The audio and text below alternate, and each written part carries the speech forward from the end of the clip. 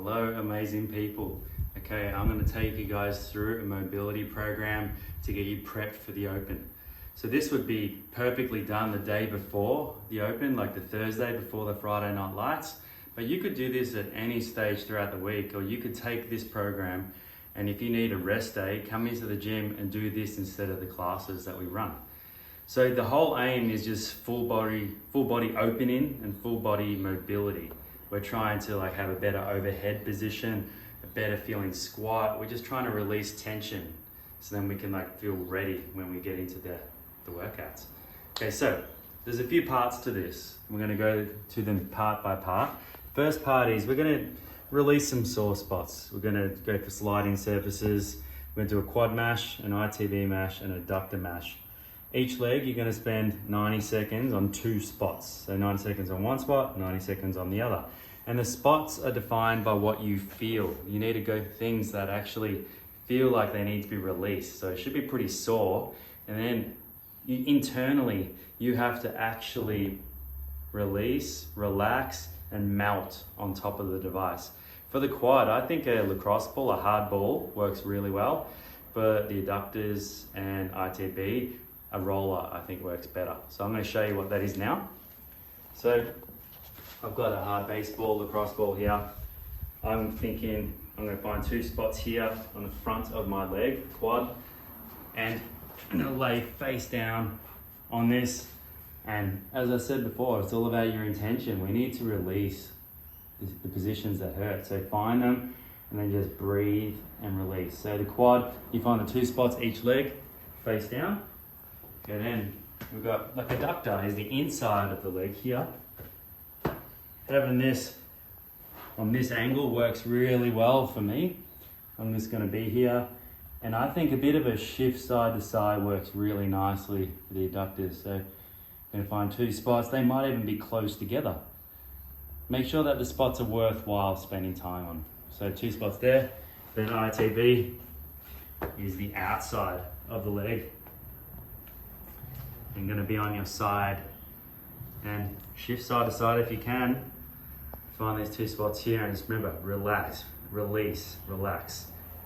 Okay, that's the first part of the program. Second part of the program is we're going to open up the glutes with a banded overhead glute stretch. We're going to open up the front of the shoulders, the chest, also a bit of spinal rotation with the axilla power raises, and then open up the hamstring and the calf, so with head to toe hamstring stretch. So I'll show you what that is right now. So we've got a band set up. So saw bars, any bar that's coming through the ground, that will work really well. So we set up a band and we grab it, and you have a mat for your knee. So it's like a pigeon stretch, but there is no need to be fully square. You can be though, but that doesn't suit a lot of people. We just want to try and set up what works for you. Make sure this doesn't hurt your knee. If it does, bring your foot back to your body. All right, so both hands are going to be in the band, and you're going to just think about lengthening your whole body as we get as close to the ground as we can. So as I'm doing that, I'm thinking about the bent knee, hip. I'm really opening up the glute. I'm trying to lengthen everything I can. My leg going back that way is trying to lengthen. My arms lengthening. Open the whole body. Okay, so then next, we've got a light to medium dumbbell here, medium light. So this is 2 kilos, right? To start off with, you lay on your side. You lock the knee to the ground. So it is important that you try to keep this knee on the ground and don't let it open up. And then we start off in 90 degrees here, and keep the arms straight and try and open up the shoulder as low as you can. If you can touch the ground, that's the aim. Many people won't be able to, so we just opening and closing. When you get to a point where you can't touch the ground, hold it for a couple of seconds, trying to get more range, and then bring it back to the ground. Okay, so we've got 60 seconds each side there, and on the pigeon it was 60 seconds each side.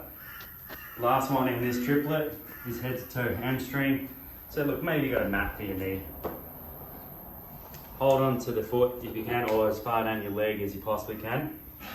And you're just going to try and get your head towards the toe and really just try and release your hamstring. Draw the toe back, get a bit more calf, and just try and open up this whole thing. It's going to take your intention to do that. So you got 60 seconds each side of each of these exercises. You keep rotating through and you do 3 rounds. All right, so the next part. Just 2 exercises this time. We've got German rotation, so it's done on the rings, set to ring row height, and then we've got front split couch stretch. So German rotations, we're trying to get open the front of our shoulders, chest, shoulders, and getting our scapulars moving. So this can look like it's done with the hands when you see what I'm doing, but really we want to move it from the shoulders the whole way. So we just have our hands behind us, and then you just lean down towards the ground. Get as horizontal as you feel comfortable, and then we rotate from the shoulders, and that also rotates the rings. And we try and hold each range of motion. So go in as far as you can, go out as far as you can, and hold the end range for a second or 2. And you got a minute timer going on that. And once that beeps, we have a set up on the wall. I want your knee as close to the wall as it can be. It's not going to be close for every person, just do whatever you can. Close to the wall as possible. Use a stick to try and hold you upright. So the front split couch stretch is also, if you can, straighten out the leg in front. If you've got the wall, like the knee in the corner of the wall. So really what we want to focus on is trying to tuck our hips under and get our lower back towards the wall. Everything lengthened. Very important for opening the hips, very important for recovery. Okay, so we've gone through all the movements.